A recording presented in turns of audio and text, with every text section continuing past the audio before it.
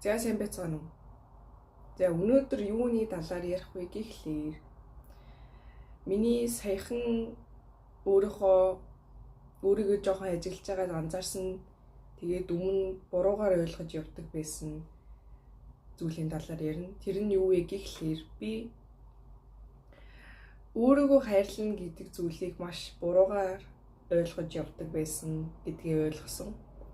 Тэгээд энэ бас маш олон хүмүүсийн дунд одоо ихэнх нь ер нь бол охтуудын дунд ер нь бол айгу түгээмэл байдаг буруу ойлголт юм шиг санагдсан. Тэгээд тэрнийхээ талаар ярих гэж байна. За яасан бэ гэхлээр би сая нэг 2-7 хоногийн өмнө юм уу та 2-3-7 хоногийн өмнө 2-7 хоногийн өмнө өөрийгөө хайрлаж ийн гээд хэцүү юм хийхээс өөрийгөө хамгаалаад хэцүү зүйл хийх хэрэгтэй болчих юм бол за яах вэ гэд өөрийгөө ингээд өөртөө амар байлгах зүйлийг хийгээд өөрийгөө амар тайван байлгахын тулд ингээд хэцүү зүйлээс байнга зугтдаг байсан. Тэгээд би юу хийдэг байсан бэ гэхлээр ер нь бол ингээд ямар нэгэн хэцүү зүйл орж ирэх юм бол тэрийг ингээд нэг бол хойшлуулад нэг бол хийхгүй ямар нэгэн амархан аргаар аргалаад тэгээд ер нь бол зүгээр ингээл тайван хөвтчих тайван юу ч хийхгүй байж их зүгээр ингээд Instagram ухаад байж их тийм бодолтой байдаг байсан. Гэхдээ тэрийг би ингээд өөрөө анзаарахгүй яг ямар бодлоос болоод тэгээд байгаагаа ерөөсөө анзаараагүй байсан. Тэгээ яг бодсон чинь би зүгээр ингээд за яах вэ гэд өөрийгөө ингээд хайрлаж байгаа юм шиг өөрийгөө ингээд хамгаалж байгаа юм шиг байсан мөртлөө би ямар нэгэн өөртөө одоо чаленж болж орж ирж байгаа намайг ингээд чаленж хийх зүйлийг би ерөөсөө хийхгүй цогтаад байдаг байсан. Тэгээд ер нь бол манай эмэгтэй найзууд ч юм уу ер нь ингээд ойр дотны хүмүүс ч байсан, танихгүй хүмүүс ч байсан. Ер нь бол тийм ингээд хандлага сэтгэл зүй ер нь бол түгээмэл байт юм шиг санагдсан. Тэгээд яг яаж тэр нь харагддаг вэ гэхээр зүгээр за яах вэ гэд ер нь бол тэгж боддог. Ингээд ямар нэгэн өөртөө тавьсан шаардлага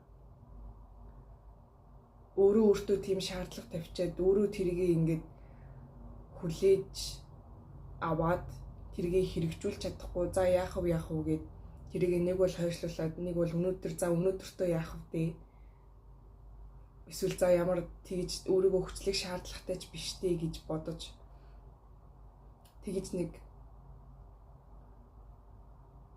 хитрхи өөртөө зөөлөн хандцаадаг юм шиг санагдсан. Тэр нь бодвол ер нь бол би баг ингээд Instagram, TikTok-оор гарч ирдэг рилүүд ер нь бол ойр татны хүмүүст ер нь бол ингээд маш олон хүмүүст ингээд нөлөөлдөг болчихсон гэж бодож байгаа. Тэгээд би өмнө болохоор бас яг Instagram-ийн рил үзэж байгаа өөрийгөө амар токсик зантай болсон байсан анзаарсан байхгүй. Тэгээд яг нэг токсик зантай болчоод тэрийг яагаад вэ гэж бодсон чинь зүгээр яг Instagram-ийн рилүүд дээр дандаа зүгээр яг миний боддог зүйлсийг дандаа ярьдаг зүйлсийг нь би ингээд байнга боддог болсон. Тэгээд яг зүгээр л Instagram Reels дээр гарч ирдэг тэр хүмүүсийг би өөртөө ингээд тусгаад өөртөө оруулсан, өөрийнхөө нэг хэсэг болгоцсон. Тэгээ бас ингээд өөрийгөө хайрлах I'm just a girl гэл би зүгээр л ингээд I'm just a girl dinner, girl mindset, girl math гэдэг тийм их үзүүлэлт дээ штэ. Тэгээл тэдэр шиг ингээд за яах вэ би зүгээр л ингээд нэг жоохон охин амьдрал мэдхгүй юу ч мэдхгүй ингээд надаас угаасаа хин ч юу ч хүлээхгүй байгаа би зүгээр л I'm just a girl гэж явж идэг. Тиймэрхүү рилүүд ер нь бол сүүлийн үед айгүй их гарч ирдэг болсон. Тэрнээс болоод бас охтуудын тийм сэтгэл зүйд айгүй их хүчтэйгээр нөлөөлөд охтууд өөрсдөө ингээд сериусны хүлээж авдаггүй болцсон юм шиг санагдаад байгаа. Тэгээд за тэр тэгдэм байж. Тэгээд тэр нь яг надад яаж нөлөөлсөн бэ гэхлээр би ингээд ямар нэгэн зүйлийг байнга хойшлуулаад тахаар байнга сэтгэлийн дарамттай. Тэгээд байнга ингээд нэг л юм болохгүй байгаа юм шиг өөртөө ямар ч сэтгэл хангалуун байдал байхгүй, дандаа сэтгэл хангалуун бос би тэрийг тех ёстой, тэр ямар нэгэн зүйл хийх ёстой, тэрийг хойшлуулсан байгаа. За маргааш нь тэнгуү дахиад би хойшлуулаад нөгөөдөр хийгээл яг үндэ хийхгүй ингээл сүултээ бүр ингээд амар залхацсан байдалтайгаар нэг арай ч юу хийвэл хийн. Тэгэл тэр үед юу бодох вэ гэхээр за яах вэ л гэж боддог. Тэгээд яг өөртөө тэгж зөөлөн хандах нь ер нь бол өөрийгөө хайрлах гэдэг тийм буруу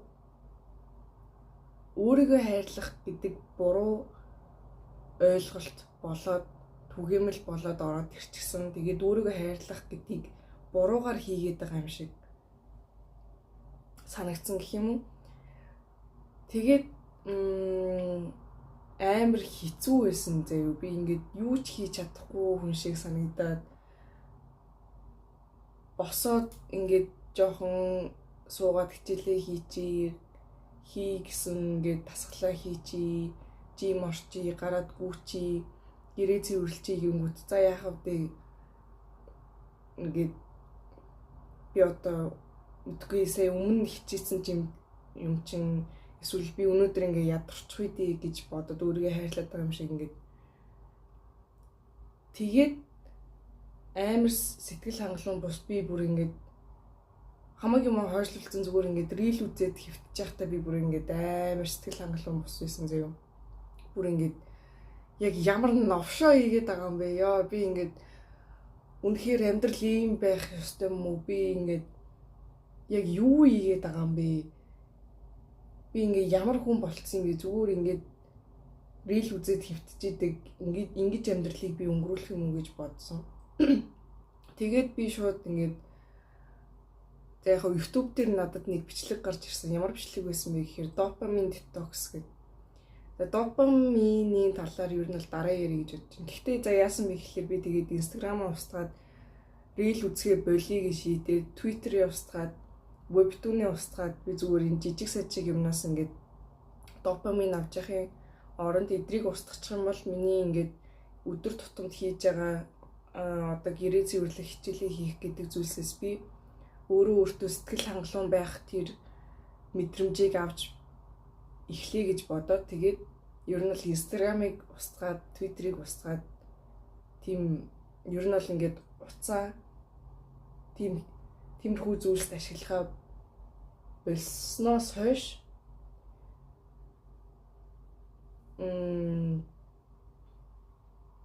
яг л миний яг ингээ хүсэн хүлээж исэн үр дүн гарч ирсэн. Тэгэхээр ямар нэгэн зүйлс одоо сэний хэлсэнчлэг тийм хийх дургүй байсан зүйлсээ одоо өөрийгөө хайрлаа за яах вэ гэж бодохын хооронд за зүгээр л хийчий гэд өөрийгөө хүчлээд эсвэл одоо ямар нэгэн зүйл үнэхээр хэцүү санагдчихсэн бол тэрийгээ тэгж ургуулж бодохгүйгээр за зүгээр хийчий гэд нэг тийм сэтгэл зүйтэй болохыг хичээгээд тэгээд хийж эхэлсэн. Тэрнээс хойш ямар нэгэн зүйлсийг угаасаа бодогдчихвэл тэр үедээ шууд хийгээд дараа гэж хойшлуулахгүй хийчих юм бол сэтгэл санаа бүр амар тайван болсон. Тэгээд би бүр ингээд хичээлээ хойшлуулдаг байсан бол хичээлээ тэр үед нь хийгээд бүр дараачихаа юмнуудыг урагшлуулж хийгээд тэгээд Instagram үзэхэ болцсон учраас амар их цаг гарч ирээд би ингээд гэрээч цэвэрлээд хичээлээж хийгээд жимдээ ч ороод гарчгүйгээд тэгээд амар их цагтай болсон. Тэгээд одоо хүртэл ингээд YouTube дээр бичлэг хийх цаг хүртэл гараад ирсэн байна. Тэгээд яг юу гэж хэлэх гээд байна вэ гэхлээр өөрийгөө хайрлах гэдэг нь өөртөө зөөлөн хандах биш. Өөрийнхөө хийх ёстой юмнуудыг за яах вэ гэж бодох биш. Өөрийгөө ядарч үедээ гэж бодох биш. Өөртөө хэрэгтэй зүйлсийг хэцүү байсан ч хамаагүй өөрийнхөө төлөө хийж байгаа нь яг өөрийгөө хайрлах тэр жинхэнэ зөв зүйл бол мөн гэж би хэлэх гээд байгаа. Тэгээд за миний саяны ярьжсэн шиг үр дүн гэх юм бол өөртөө айгүй сэтгэл хангалуун байгаа. Яагаад гэвэл би хийдэггүй байсан юмнуудаа хийгээд эхэлчихсэн.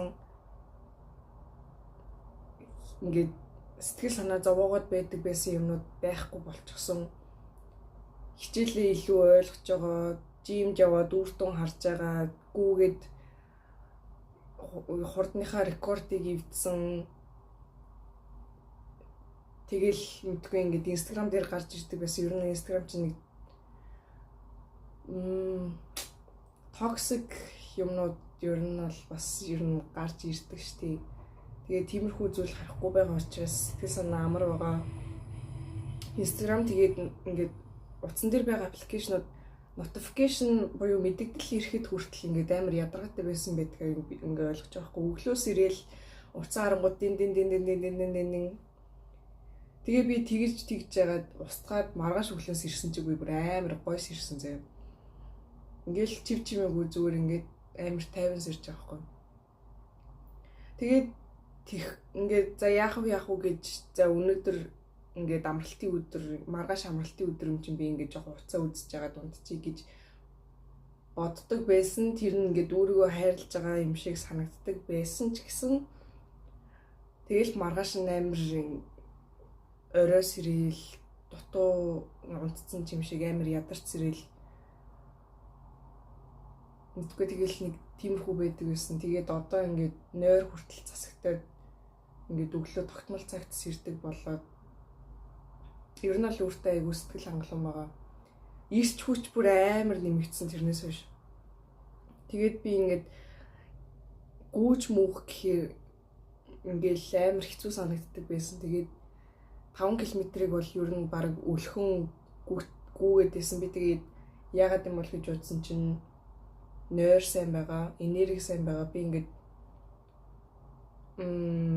олон цаг унтсан ч гэсэн ерөөсөө байнга ядралтай байдаг байсан. Тэгээд жоохон эрт унтдаг болсон ч гэсэн болсон чинь эрт сэрсэн ч гэсэн тэгэж амар ядрахгүй өдөр унтмаар санагдахгүй орой хүртэл юм хийгээд суухад ингээд ядарч байгаа мэдрэмж авахгүй унтмаар мэдрэмж авах. Тэгээд ингээд тэгж амар ядрахгүй байгаа учраас өдөрт хийх юмнууд ингээд хамаагүй амархан болоод байгаа хгүй. Тэгээд орой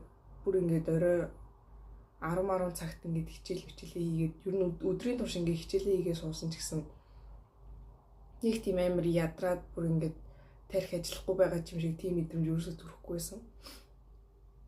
За нэг тиймэрхүү байна. Тэгээд би юу гэж хэлэх гээд байна вэ гэхлээр өөрийгөө хайрлах гэдэг бид нар ер нь бол буруу ойлгоход буруу өөрсдөө дээрээ хэрэгжүүлээд байсан гэж би бодож байна. Тэгээд яг хүн болгонд энэ үнэн байхгүй л те. Гэхдээ чи өөртөө яаж тэрийг хэрэгжүүлдэг байсан бэ гэдгийг бодоод яг маргаашийн чи эсвэл 7 хоногийн дараах чи ирээдүйн чамд юу хэрэгтэй байгаа вэ? Одоо юу хийвэл ирээдүйн хүн чиний бие чинь жаргалтай байх вэ? Биет нь амар байх вэ гэдгийг бодож өнөөдрийнхөө хийх зүйлсийг сонгож байгаарай гэж хэлмээр байна. Тэр чинь жинхэнэ өөрийгөө хайрлаж байгаа хэлбэр юм шүү гэж би хэлмээр байна. За нэг тиймэрхүү.